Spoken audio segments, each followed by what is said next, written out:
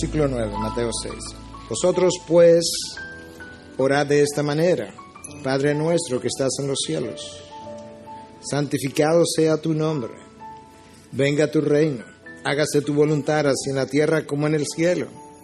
Danos hoy el pan nuestro de cada día, y perdona nuestras deudas como también nosotros hemos perdonado a nuestros deudores. Y esto es, y no nos metas en tentación, mas líbranos del mal, porque tuyo es el reino y el poder y la gloria para siempre, jamás. Amén. Padre, gracias te damos por una palabra permanente. No solamente tu nombre es permanente, tu poder, tu reino son permanentes, tu palabra permanece para siempre. Mira que en esta petición final hay mucho que tú tienes que decirnos y hay mucho que tenemos que interpretar. Yo quiero pedirte que, como decía en el culto anterior, tú corras el velo y nos permita ver todo lo que hasta ahora había estado vedado a nosotros, no vedado por ti, sino vedado por el pecado que mora en nosotros. Pero ese mismo velo yo quiero que tú vuelvas y lo corra a Dios y lo coloques sobre el predicador, como ya te pedía una vez antes. De manera que Él no sea visto y que solamente veamos tu cruz y tu cruz solamente. La persona de Jesús, el Cristo crucificado y ahora resucitado. Cuida del que predica y cuida de los que escuchan. Mira que tu palabra dice que aquel que sabe hacer lo bueno y no lo hace, a ese le es pecado. Esta palabra nos va a hablar de muchas cosas que tendremos que hacer, debemos hacer y que ya sabemos que debemos hacer. De aquí en adelante, si no lo hacemos, me cuenta como pecado. Ayúdanos, Dios, en tu nombre, Jesús. Amén, amén. Bueno, como mencionaba en la oración, esta es la última de las peticiones del Padre Nuestro y es una petición que se ha prestado a mucha confusión por lo que parece decir en la superficie. Ciertamente la expresión "no nos metas en tentación" es un tanto extraña a primera vista, porque parecería que Dios es quien nos empuja a la tentación, que nos quiere tentados y que ahora yo tengo que pedirle que no lo haga. Y no hay nada más lejos de la verdad que ese concepto. Nosotros hemos dicho en múltiples ocasiones que la palabra es su propia intérprete. Es un concepto que viene de los reformadores. La palabra interpreta a la palabra, de manera que yo tengo que preguntarle a la palabra si es verdad que Dios es quien me tienta. Y si la palabra me niega esa afirmación, entonces yo tengo que encontrar otro significado para esas palabras de Jesús, pero tiene que ser un significado que sea congruente con el resto de la revelación. Un simple vistazo a la misma palabra en un pasaje ya no tan oscuro, sino bien claro, me deja ver que Dios no es autor de pecado ni de tentación. Santiago 1, del 13 al 14 dice que nadie diga cuando es tentado, soy tentado por Dios, porque Dios no puede ser tentado por el mal y Él mismo no tienta a nadie, sino que cada uno es tentado cuando es llevado y seducido por su propia pasión. El pastor Héctor ha estado predicando acerca del libro de Santiago, de manera que recientemente probablemente usted haya oído algo acerca de esto, pero con toda claridad la palabra ya nos establece que Dios no es quien me tienta. Pero ahora yo tengo que preguntarme si eso no es el significado de esto que Cristo está diciendo, entonces ¿qué es?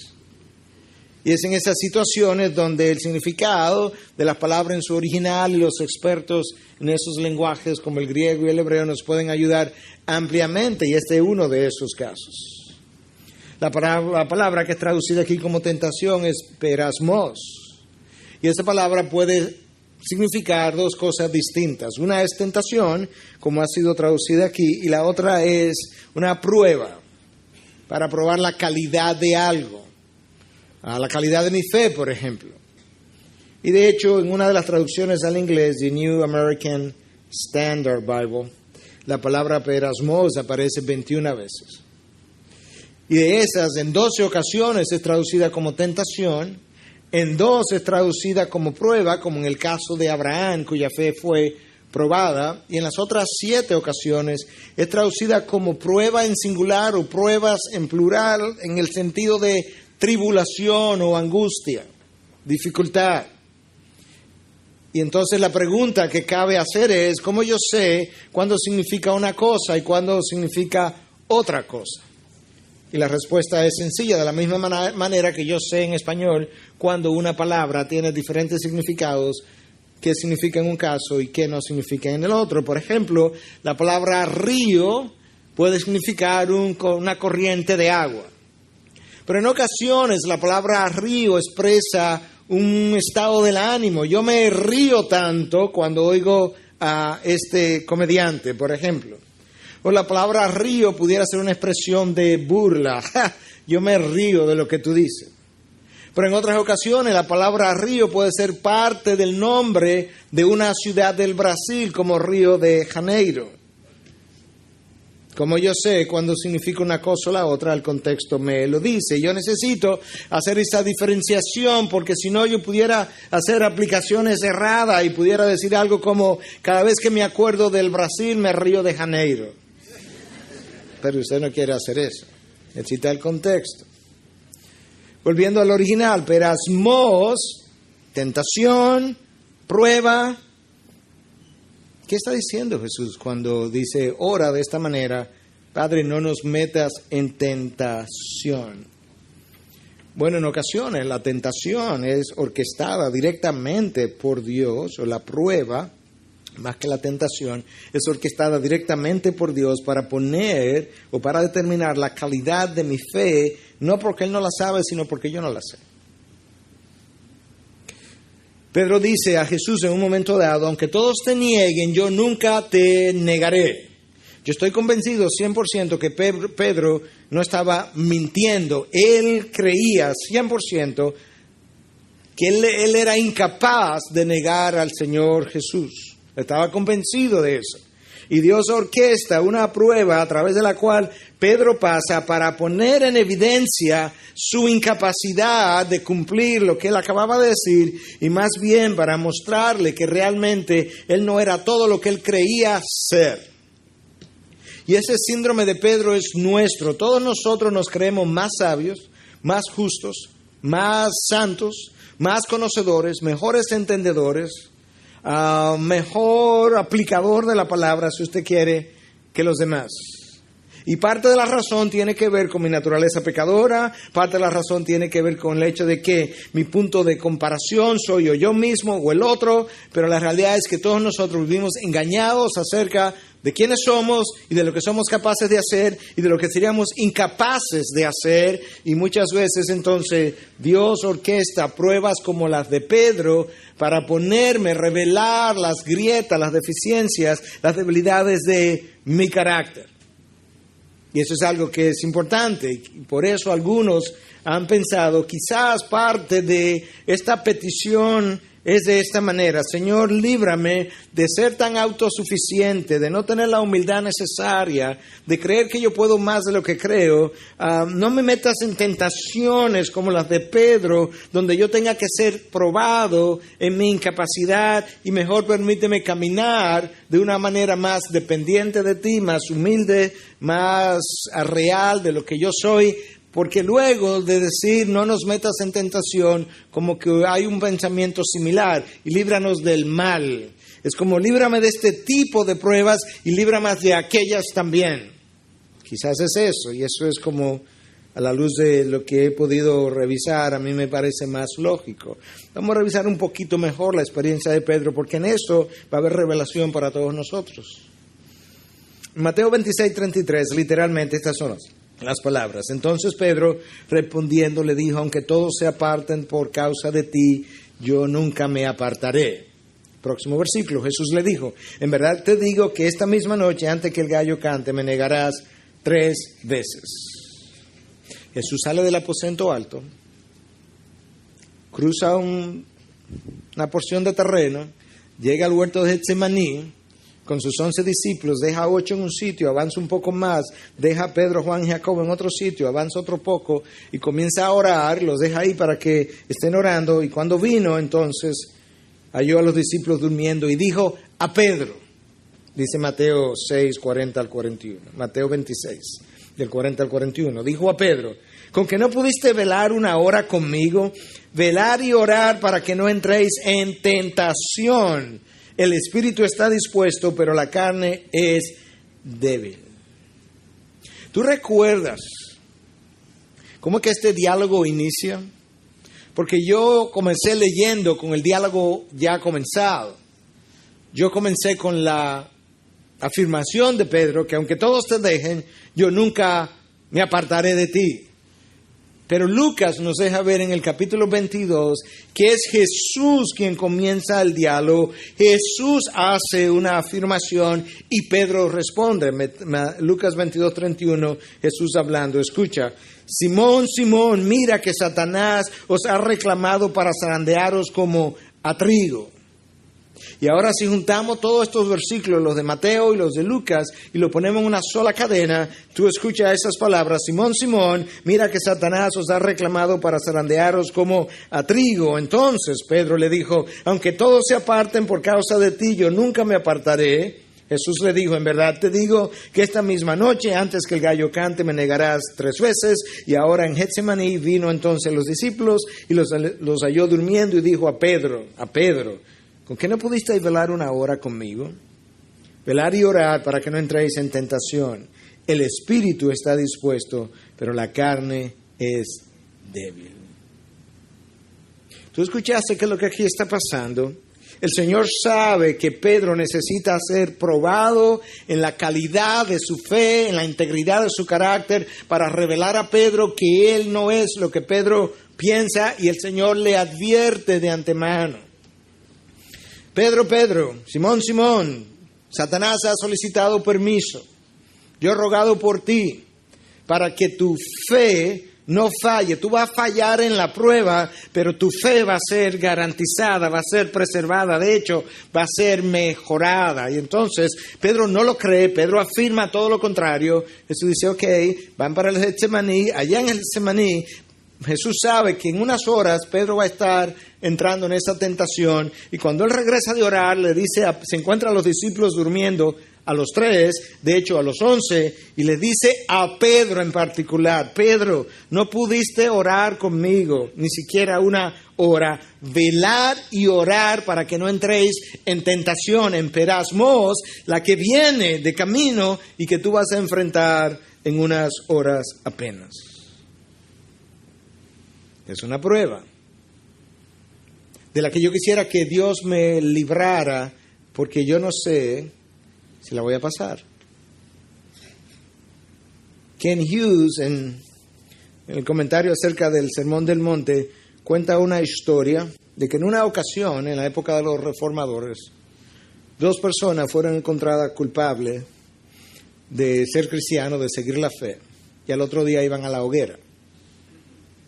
Hubo uno que estaba sumamente convencido y estaba incluso contento la noche antes de que él había sido encontrado digno de sufrir por su Señor y que él soportaría las llamas, y el otro estaba atemorizado, aterrado de la experiencia, de la posibilidad de que él pudiera negar a su Señor a última hora. Le pidió a su compañero que orara por él, se la pasó en vela orando, temiendo de que él probablemente iba a negar, y llegó la mañana.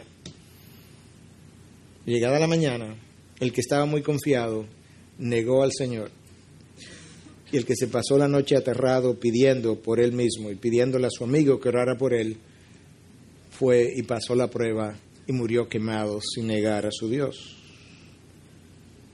Quizás este Padre nuestro nos está diciendo, Señor, líbranos, no nos metas en esas pruebas, perasmos.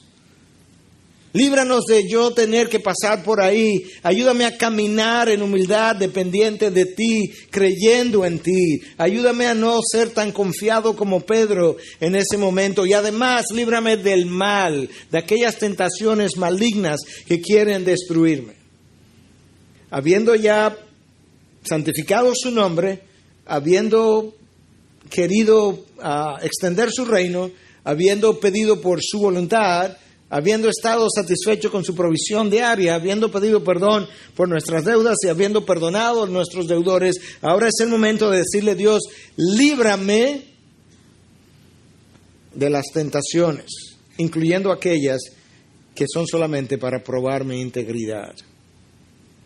Ese es el propósito, uno de los propósitos de las tentaciones, es probar quién yo soy. Y usted pudiera decir, bueno, si uno de los propósitos de las tentaciones es probar quién yo soy, ¿cuál fue el propósito de las tentaciones de Jesús? Exactamente el mismo de las tentaciones de Pedro.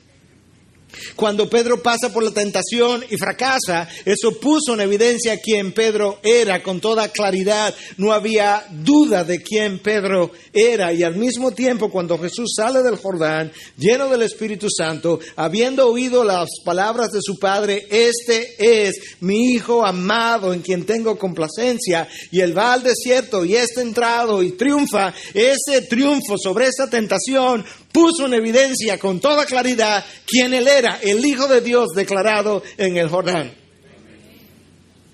Propósito de uno, el mismo propósito de la otra. No hay duda, de acuerdo a Mateo 4, Lucas 4, que el Espíritu de Dios lo llevó al desierto. De hecho, Marcos 1:12 dice que el Espíritu de Dios lo empujó, lo impulsó al desierto. Pero pastor, ahí volvemos otra vez. Entonces, Dios es el autor de la tentación. No, el Espíritu de Dios lo llena, lo prepara, lo impulsa al desierto, pero una vez en el desierto, Satanás es quien lo tienta. Hay una gran diferencia entre las pruebas por las cuales Dios me hace pasar y las tentaciones que Satanás trae a mi vida. Y una de las grandes diferencias es que en las pruebas de Dios, su meta es mejorarme, su meta es perfeccionarme, es purificarme, santificarme. En el caso de Satanás es destruirme. Esa es la gran diferencia. Ahora Cristo pasa por la prueba quién Él es. Hoy entonces Él es nuestro sumo sacerdote, y por eso dice Hebreos 4:15, no tenemos un sumo sacerdote que no pueda compadecerse de nuestras flaquezas, sino uno que ha sido tentado en todo como nosotros, pero sin pecado. Ese es Jesús. Señor, ayúdame a confiar en Él. No me permita creerme tan autosuficiente como que yo puedo. No, que su tentación en el desierto y su triunfo pueda ser contado a mi cuenta. Que yo no tenga que ir al patio del sumo sacerdote para probar que yo sería capaz también de negar a Jesús 3 veces. Que yo pueda vivir confesando mi insuficiencia, mi incapacidad, mi debilidad, que mi orgullo, que mi autosuficiencia, rebelión, no sea llevada y puesta a prueba, de tal forma que yo muestre a todo el mundo con toda claridad que ciertamente entre Pedro y yo no hay diferencia. Las tentaciones de Satanás son muy distintas a las pruebas de Dios. Como vimos, Satanás salió de otra manera. Satanás salió más humilde. Pedro salió de otra manera. Pedro salió más humilde. Pedro salió más confiado en Dios. Pedro salió con menos sentido de autojusticia. Más conocedor de la naturaleza humana y de su naturaleza. Más confiado en Dios, porque en su fidelidad le advirtió la prueba que vendría. Pero no creyó que vendría. Y ese tipo de prueba, entonces nosotros debiéramos darle la bienvenida, porque tienen un fruto que el mismo Santiago nos habla. ¿Cuál es ese fruto? Santiago 1, 2 y 4. Tened por sumo gozo, hermanos míos, el que os halléis en diferentes peirasmos, pruebas, sabiendo que la perasmos, la prueba de vuestra fe, produce paciencia, y que la paciencia ha de tener su efecto, su perfecto resultado, para que seáis, aquí viene, perfectos y completos, sin que os falte nada. La intención de las pruebas de Dios es que tú y yo podamos ser perfectos y completos, para que no nos falte absolutamente nada. Ese no es el diseño de la tentación de Satanás.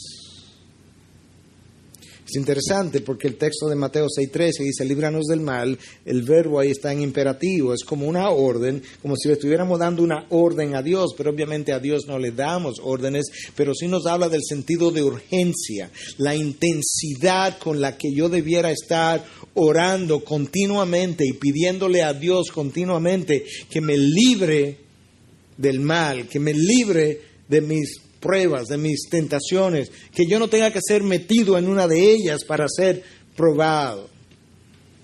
Y la palabra ahí para librarme en el original, ruomai, habla de ser rescatado de una situación de peligro. Señor, yo vivo en una situación de peligro constante. Mi naturaleza pecaminosa es débil, mi naturaleza pecaminosa es seducible y las tentaciones en el mundo abundan. Rescátame de las situaciones de peligro en las que yo me encuentro continuamente. Porque si hay algo que nosotros sabemos de nosotros mismos es que somos altamente vulnerables a las tentaciones. La historia del hombre está ahí. Pedro es un buen representante de cómo somos. Si nos creemos mejores que Pedro, probablemente nos encontraremos en la misma experiencia de Pedro. Pero yo necesito entender dos cosas, mi naturaleza humana y la anatomía de la tentación. Usted ha visto la anatomía de un cuerpo humano, por lo menos la anatomía ósea. Eso le da una idea de cómo luce por dentro. Yo quiero que veamos hoy cómo luce la tentación por dentro, porque si yo puedo entender mejor mi naturaleza pecadora, incapaz, débil, a pesar de que el espíritu está dispuesto, y yo puedo conocer también mejor la anatomía de la tentación, yo podré discernir mejor cuando algo viene de Dios, cuando algo viene de Satanás, y podré triunfar más frecuentemente. Y lo primero que yo quiero mencionar es que por diseño la tentación tiene como base el engaño y como meta la caída. La tentación tiene como base el engaño y como meta la caída versus la prueba de Dios. Satanás te esconde lo que él te está brindando en un papel de regalo y te le pone una moña y luce atractivo. Dios te le quita el papel a la prueba para que tú la veas de antemano y te prepares. Simón, déjame quitarle el papel a esta tentación que viene de camino. Yo quiero que tú la conozcas de antemano. Yo quiero que te prepares. Pues yo no voy a caer, Señor. Ok, Simón. En Getsemaní, Pedro, velad y orad para que no entres en tentación. Y en la medida en que yo reflexionaba sobre esto y miro mi vida hacia atrás, yo pude descubrir que ciertamente en los momentos en que tú fallas, de alguna u otra manera, Dios te ha advertido lo que venía de camino, pero yo no supe velar y orar y me dormí.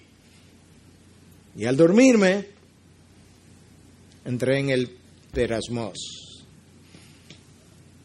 Y fallé. Y tú también. Pero Dios nos prepara, no nos engaña, no nos esconde las pruebas. Satanás nos esconde las tentaciones de una manera extraordinaria. Y nos las hace lucir atractivas. Y todavía son más atractivas de lo que lucen porque mi naturaleza pecadora es deslumbrada por todo aquello que brilla y que parece bueno. Y ahí entonces nosotros somos autoengañados una y otra vez, porque cuando Satanás viene a mí, me hace una oferta, me presenta esto como algo que va a traer un beneficio o a mí o a la otra persona. Esta fruta no te va a hacer daño, Eva. ¿Cómo tú vas a pensar eso? Te va a hacer bien. De hecho, tú vas a ser, y tú, Adán, también, como Dios. ¿Te das cuenta cómo esto está envuelto ahora en algo que brilla, algo que es bueno, algo que a mí me va a beneficiar? Adán, va a beneficiar a tu esposa también, va a beneficiar al otro, y de repente yo comienzo a creerme lo que Satanás me está tratando de vender. ¿Por qué? Porque mi naturaleza pecadora también es fácilmente atraída y de repente ahora yo soy sorprendido. Cuando algo es encubierto como el anzuelo que se le tira al pez y tiene una, ¿cómo se llama? Una carnada. Eso está escondiendo la aguja del anzuelo, la punta del anzuelo. Eso es exactamente como la tentación funciona. Y Satanás trata de que yo no vea realmente lo que hay detrás del papel que él está usando para envolver su presentación y engañarme. Y lo hace, esta tentación todavía es mucho más seductora porque a nuestra naturaleza pecadora le encanta la tentación. La razón por la que nosotros coqueteamos con el pecado es porque disfrutamos las tentaciones.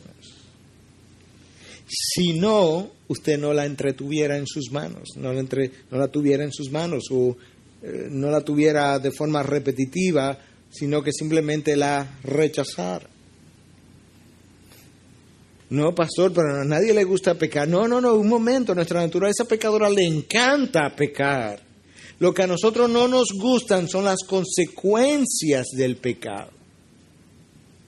Nosotros vivimos orando porque tenemos miedo a las consecuencias del pecado, pero si Dios nos quitara las consecuencias del pecado, nosotros viviríamos nadando en el pecado todos los días, porque a la naturaleza pecadora le encanta ese milieu, ese hábitat. Por eso entretenemos y coqueteamos con el pecado una y otra vez. Esa es la realidad. Entonces el maligno que me conoce, que nos ha estudiado desde el jardín del Edén, que nos ha seguido, él sabe cómo hacer eso y él busca un momento donde yo tenga un deseo. Y entonces ahora que yo tengo un deseo, él me proporciona la forma de yo llevar a cabo, llenar mi deseo. Y entonces, en la medida en que mi deseo se prolonga, yo voy sintiendo que ese deseo ya no es un deseo, es una necesidad. Y cuando la necesidad sentida, pero no real, es presentada con la manera de llenarla, eso hace un paquete altamente seductor. ¿Tú has leído bien el texto de Mateo 4 y Lucas 4, lo que dice? Al final de los 40 días, Satanás tentó a Jesús para que convirtiera las piedras en pan. ¿Y por qué no vino al día primero? No, porque él no tenía hambre. Es en el momento del deseo, en el momento en que yo pudiera incluso estar pensando, es que ya esto ha pasado mucho tiempo, esto es una necesidad que yo tengo, y ahí entonces él te presenta cómo puedes llenar la necesidad. Lo que él no te dice es que esta manera de hacerlo es ilegítima. Ahí donde el papel viene y lo cubre y le pone su moña, porque él no te deja ver que es ilegítima. Y entonces el poder seductor de la tentación comienza a funcionar. Y yo comienzo a creerme que realmente esto es una necesidad. De hecho, llega un momento en que no solamente creo que es una necesidad, sino que yo creo que yo merezco esto. Porque ha pasado tanto tiempo, estoy tan cansado, yo merezco un trago a relajarme. Yo merezco, bueno, no me gusta el alcohol, yo merezco un poco de esta pornografía porque me relaja y es un ratico nada más. Además, mi esposa ya se durmió y no está ahí y yo tengo deseo y hace varios días que ella no está en eso tampoco. O es un dinero mal habido, porque no es sexual todo, es un dinero mal habido que yo he trabajado más que todo el mundo. Somos 10 por aquí, el 60% del trabajo lo he hecho yo, y ahora yo este dinero, yo me voy a tomar una parte, pues yo lo merezco. Yo creo que eso es justo. Yo creo que todo el mundo, si nos ponemos a calcular las horas, todo el mundo entendería que es justo. Bueno, no estamos diciendo que el que te pague más que otro sea injusto. Lo que estamos diciendo es que quizás la manera sea ilícita, ilegítima. Y Satanás no nos deja ver eso. Él nos hace ver la tentación como algo benigno, inofensivo, algo que realmente me puede ayudar a mí o puede ayudar a otro. ¿Y cómo Él me convence? La mayoría de los casos, Él incita mis emociones, sentimientos. ¿Y por qué? ¿Por qué por ahí? Porque mis emociones, ni las tuyas, son racionales. Y como no son racionales, frecuentemente evaden, bypassean la conciencia. Y ahora que tú pecas, la conciencia ni se enteró en el momento de lo que estabas a punto de hacer. Y después que peca, la conciencia te dice, ahí está, tú eres culpable. Bueno, pero ¿por qué no se activó más fuertemente antes de? Muchas veces lo hace, pero otras veces ha sido bypasseada, ha sido evadida, la tentación es evasiva y luego entonces las emociones que no son racionales no fueron descifradas por la conciencia hasta que yo caí y ya es muy tarde, porque ya el daño está hecho. Y entonces ahora entran en operación una serie de sistemas de justificación y racionalización en mi mente que nos ocultan la verdad a nosotros mismos.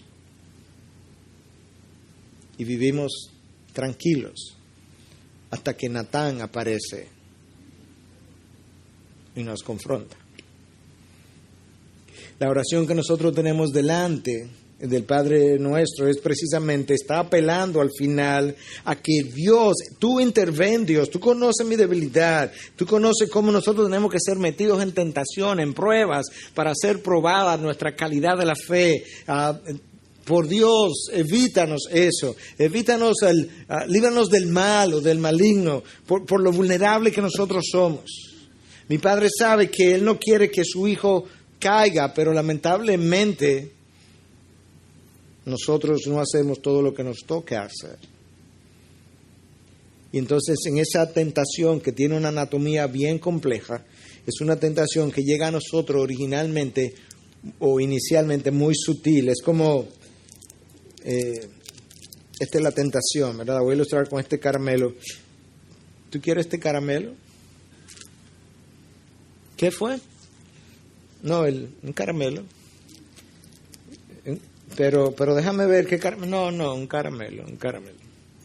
¿Y qué marca es el caramelo? ¿Tú quieres saber la marca del caramelo? ¿La quieren?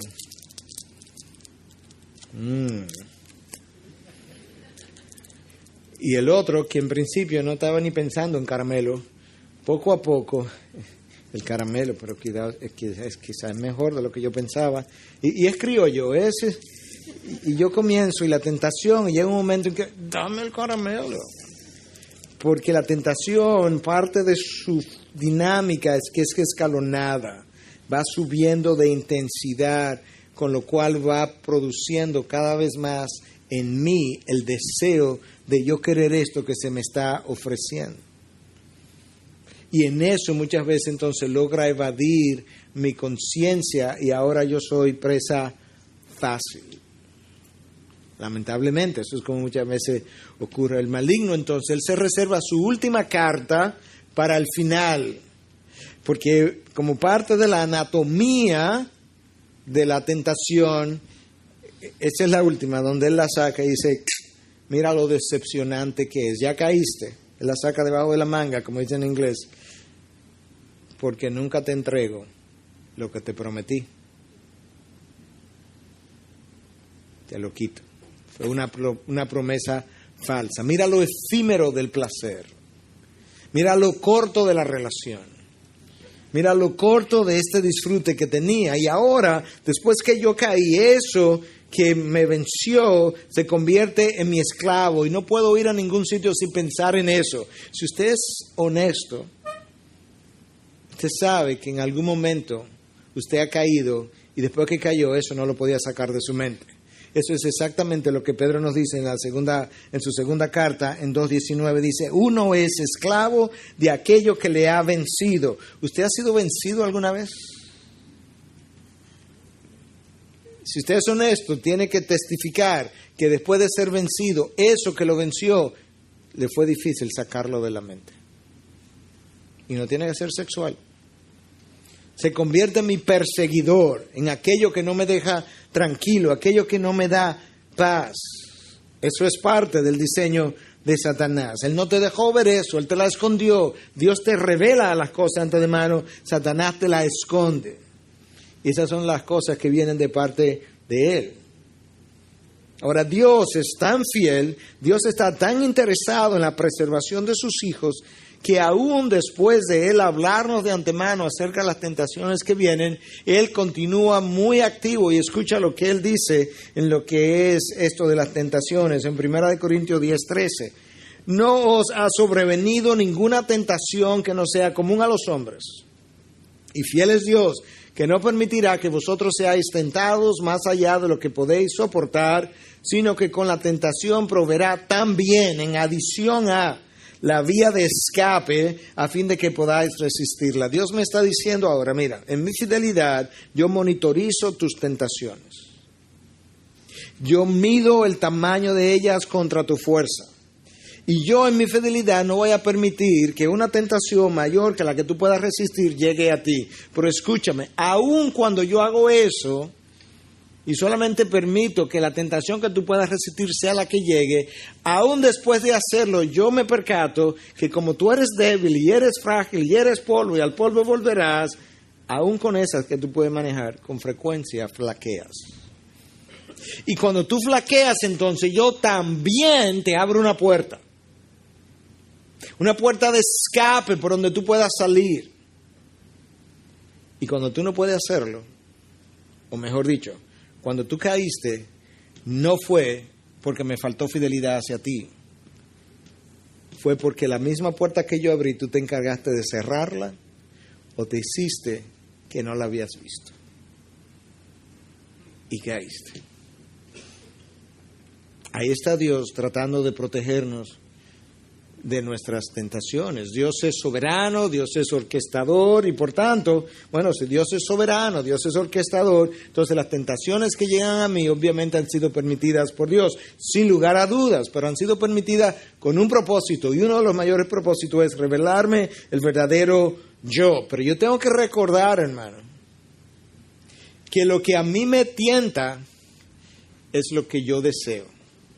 De manera que yo ahora le puedo quitar la acusación al tentador y saber que lo único que a mí me atrae es lo que mi carne quiere. Algunos de ustedes, hablando de forma formal o informal, han hablado muchas veces de la comida, cómo lo tienta y cómo comimos de más, yo que estaba en una dieta. Han hablado de eso, ¿verdad? Pero yo nunca me he sentido tentado por una Toyota, por ejemplo. No, eso no me va a tentar. Eso no es parte de mi naturaleza. Mi naturaleza carnal no le gustan las Toyotas. Usted la puede decorar de todas las formas posibles y yo no me voy a sentir tentado a comerla. Por tanto, cuando se trata de otra cosa donde yo caigo, mi naturaleza quería eso. ¿Cómo? En ocasiones, yo no debía haberme comido un helado por mi diabetes. Quizá la glucosa no estaba en el mejor nivel y caí y me lo comí. Sí, pero a mí me encanta el helado. Así mismo ocurre a nivel de las tentaciones en el resto del plano espiritual. De tal manera ahora que una de las cosas que Dios hace cuando permite que estas tentaciones lleguen a mí, si yo quiero verlo bíblicamente, es que me van a revelar lo que yo soy y por tanto usa eso para luchar contra eso que tú eres, para que lo deshaga y pueda llegar a ser algo mejor. Y tienes mi poder, tienes mi espíritu, tienes mi nombre para hacerlo. Tienes mi gracia. Y en la oración del Padre Nuestro es un buen recordatorio porque yo comienzo diciendo Padre. Y al decir Padre Nuestro me estoy recordando que en mi condición de hijo yo tengo a alguien que está a mi favor y no en contra mía. Yo tengo a alguien que no me quiere ver caído, tengo a alguien que me quiere ver levantado y Él está a favor mío.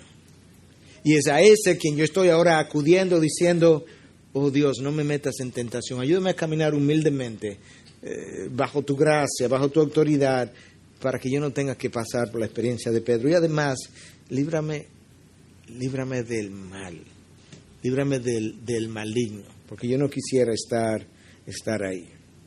Somos seducidos por la tentación.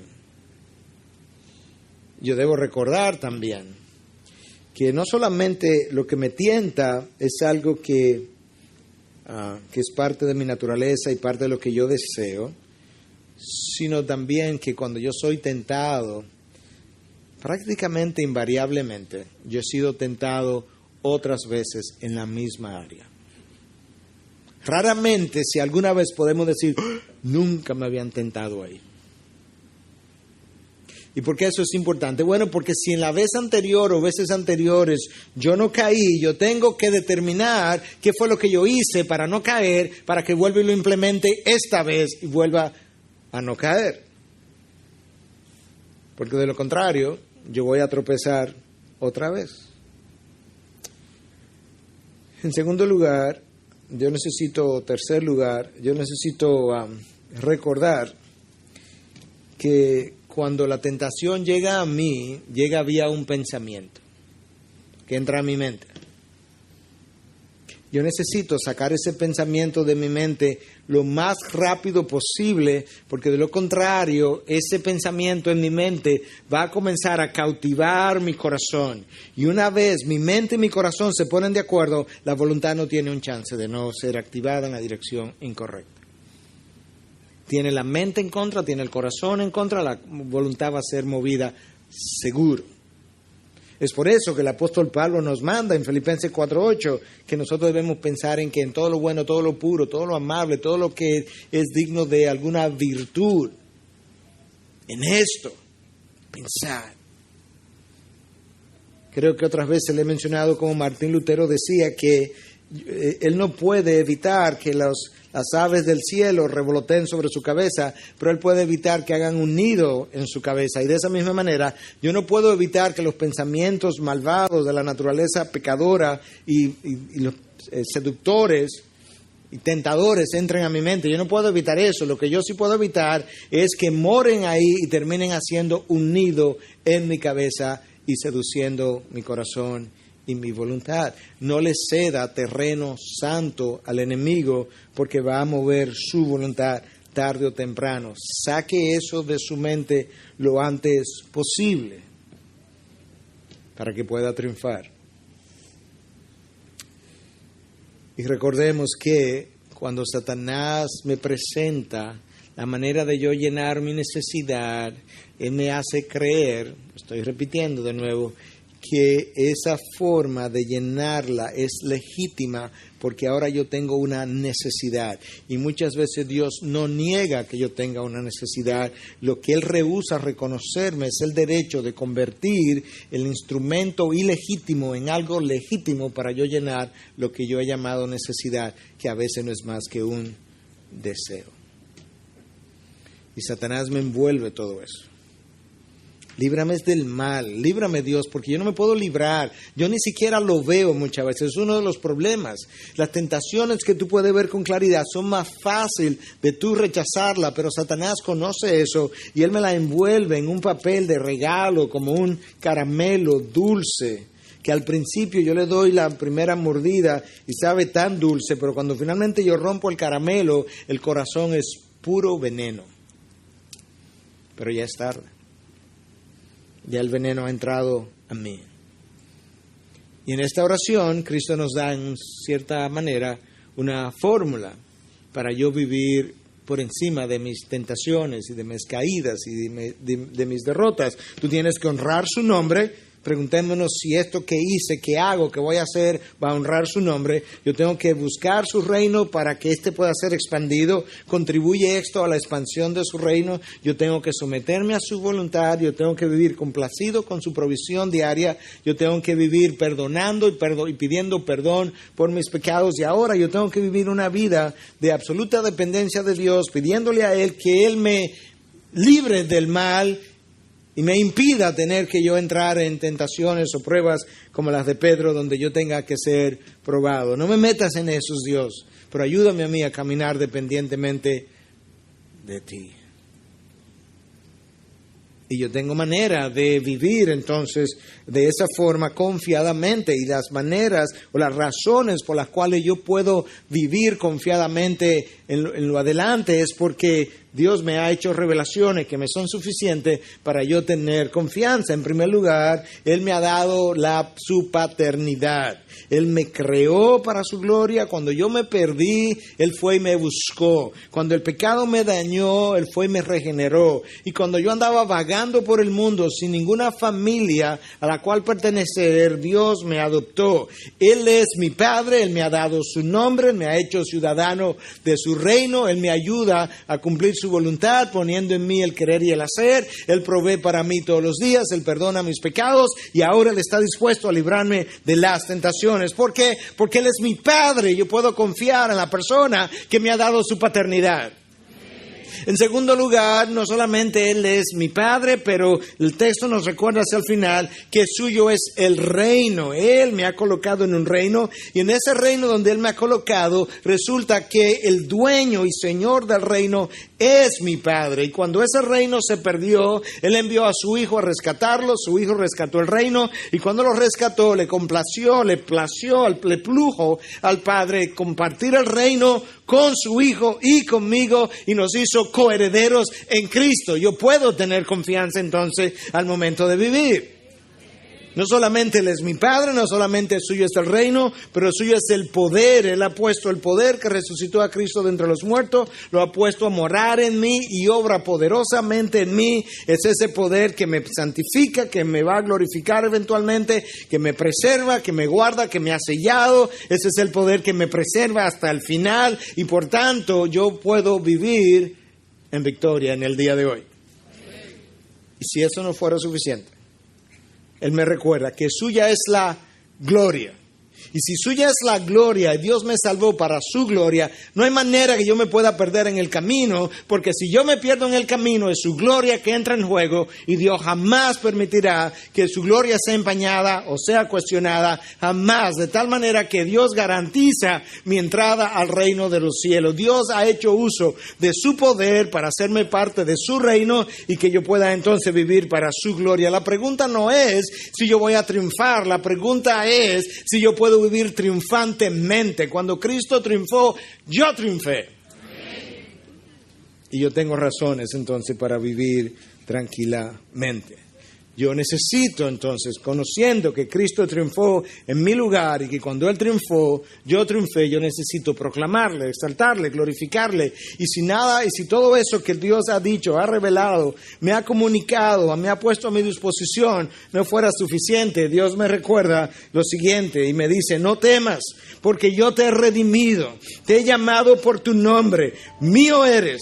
Cuando pase por las aguas, yo estaré contigo, y si por los ríos, no te anegarán. Cuando pases por el fuego, no te quemarás, ni las llamas te abrazarán. ¿Por qué? Porque yo soy tu Padre, porque yo soy el Señor, tu Dios, el Santo de Israel, tu Salvador. Tú puedes confiar en mí, tú puedes vivir en mí, tú tienes triunfo en mí. La pregunta no es si vas a triunfar, hijo. La pregunta es si quieres vivir triunfantemente por medio de mi Hijo, quien triunfó por ti en la cruz.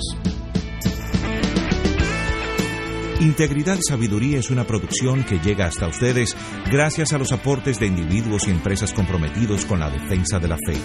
Para más información, preguntas y comentarios, visite nuestra página de internet www.integridadysabiduría.org. En esta página encontrará información sobre la producción de este y otros recursos que ponemos a su disposición, como también las formas en las que usted puede contribuir con la producción de programas como estos.